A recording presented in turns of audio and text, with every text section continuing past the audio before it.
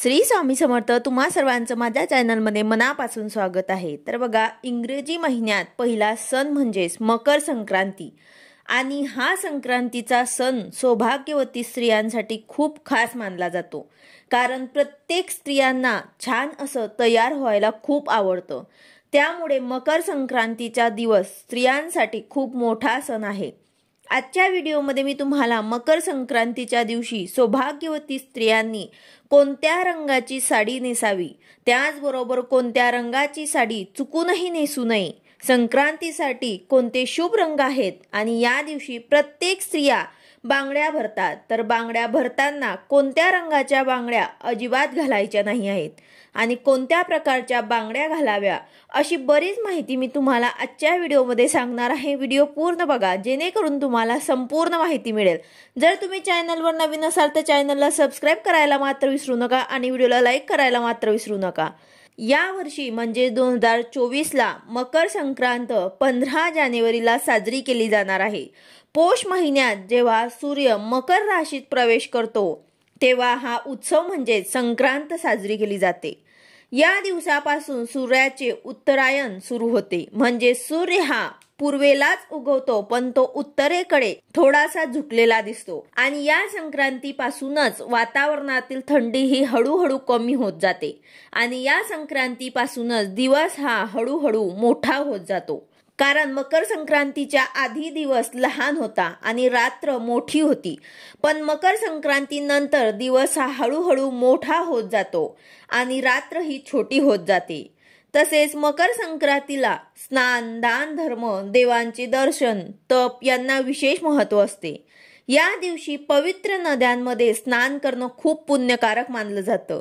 तसेच या दिवशी दान केल्याने सर्व प्रकारच्या मनोकामना पूर्ण होतात आणि खूप पुण्य मिळते आणि सर्व देवांचा आशीर्वादही प्राप्त होतो। आणि विशेष म्हणजेच मकर संक्रांतीचा सण नात्यातील गोडवा वाढवण्यासाठी खूप महत्त्वाचा मानला जातो, कारण या दिवशी सर्वजण एकमेकांना तिळगुळ देऊन आनंद व्यक्त करतात।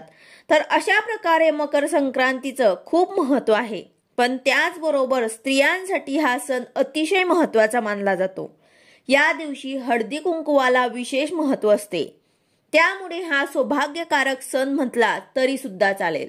आणि आता त्या स्त्रियांना पडलेला प्रश्न असतो की या दिवशी कोणत्या रंगाची साडी नेसावी किंवा कोणत्या रंगाची साडी नेसू नये। तर आपल्या हिंदू धर्मात प्रत्येक रंगाला वेगवेगळं अनन्यसाधारण महत्त्व असं आहे, कारण प्रत्येक रंग तुम्हाला एक वेगळी ऊर्जा प्रदान करतो। काही रंग सकारात्मक शुभदायी लहरी प्रदान करतात आणि काही रंग अशुभ मानले जातात, नकारात्मकतेचं प्रतीक मानले जातात। पण आपल्या हिंदू धर्मात काही 4-5 रंग आहेत की ते खूप शुभ मानले गेले आहेत। प्रत्येक कार्यासाठी किंवा देव कार्यासाठी हे रंग वापरले जातात। त्यामध्ये पहिला रंग आहे तो हिरवा।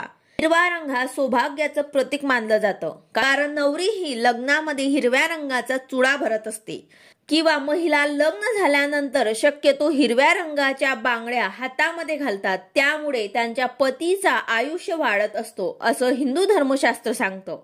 त्याचबरोबर हिरवा रंग हा निसर्गाशी संबंधित असल्यामुळे एक वेगळीच ऊर्जा तुम्हाला मिळते। शास्त्रात ही हिरव्या रंगाला खूप महत्त्व आहे। तणावाच्या प्रसंगी हिरव्यागार झाडांकडे किंवा हिरव्यागार गवताकडे काही वेळ मनसोक्त पाहण्याने मन शांत होते, त्यामुळे हिरव्या रंगाचं खूप अनन्यसाधारण असं महत्त्व आहे।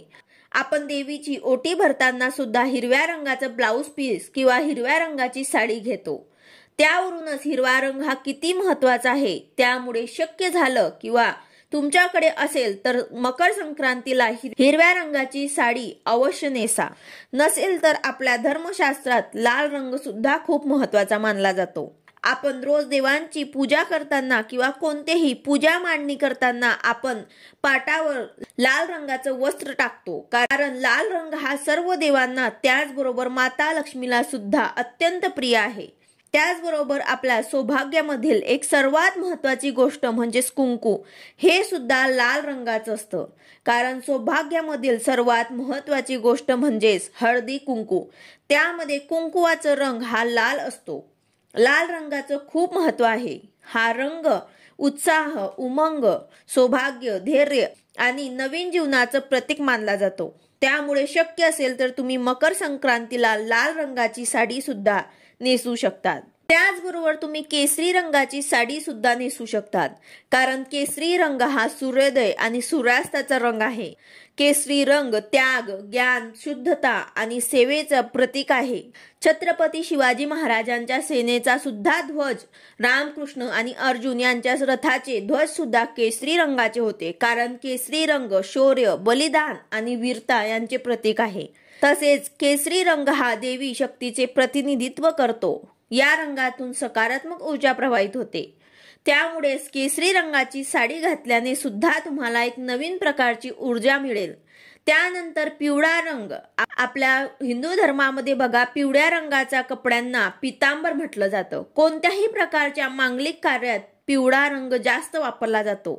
तसेच पूजेमध्ये सुद्धा पिवळा रंग हा खूप शुभ मानला जातो। पिवळा रंग हा सूर्यदेव, मंगल आणि बृहस्पती सारख्या ग्रहांचे प्रतिनिधित्व करता हे प्रकाश देखील दर्शवतात आणि पिवळा रंग परिधान केल्याने आपला गुरुग्रह सुद्धा बलवान होतो। तसेच सौभाग्यामधील दुसरी सर्वात महत्त्वाची गोष्ट म्हणजे हळद। हळदीला जेवढं महत्त्व आपल्या हिंदू धर्मात आहे तेवढंच महत्त्व पिवळ्या रंगाला आहे। त्यामुळे पिवळा रंग हा खूप शुभ मानला जातो। यामुळे पिवळ्या रंगाची साडी सुद्धा तुम्ही संक्रांतीला नेसू शकतात। त्यानंतर सर्व स्त्रियांच्या आवडीचा रंग म्हणजेच गुलाबी। गुलाबी हा प्रेमाचा रंग मानला जातो।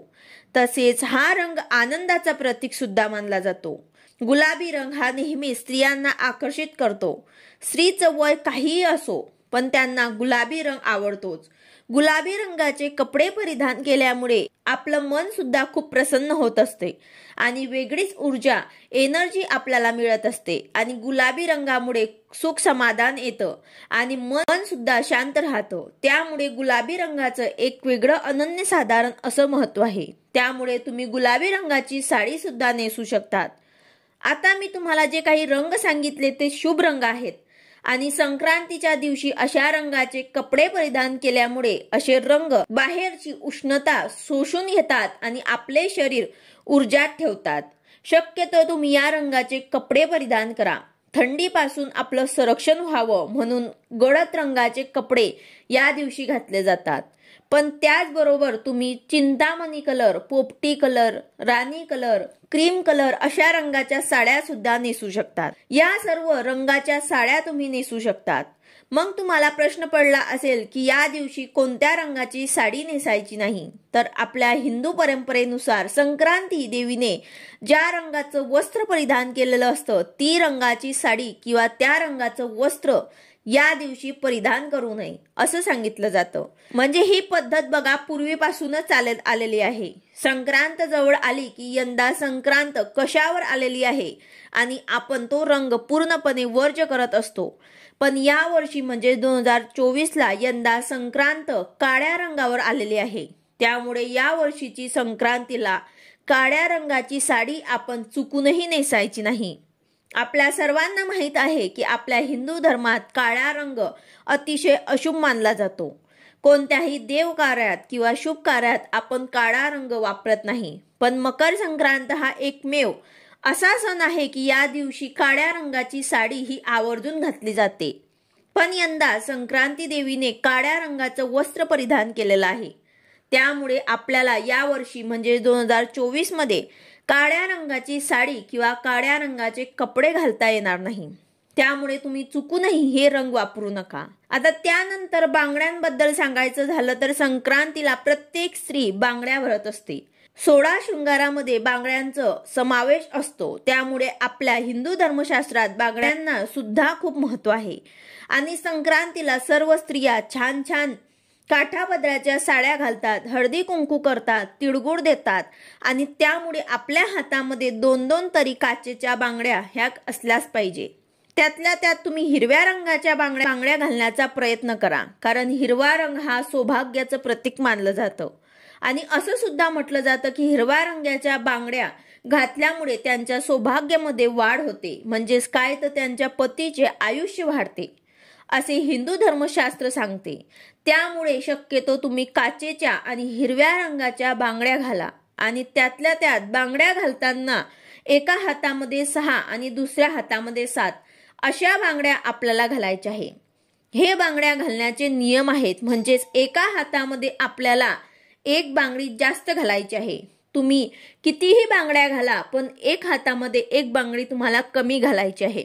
तर अशा प्रकारे तुम्हाला मकर संक्रांतीच्या दिवशी कोणते शुभ रंग आहे, कोणत्या शुभ रंगाच्या साड्या तुम्हाला नेसायच्या आहे आणि कोणता रंग तुम्हाला वर्ज्य करायचा आहे, त्याचबरोबर बांगड्या कोणत्या कलरच्या घालायच्या आहे, याविषयीची बरीच माहिती मी तुम्हाला आजच्या व्हिडिओमध्ये सांगितली आहे। व्हिडिओ आवडला असेल तर लाईक करा, शेअर करा, सबस्क्राईब करा। भेटूया अशाच नवीन व्हिडिओ सोबत। श्री स्वामी समर्थ।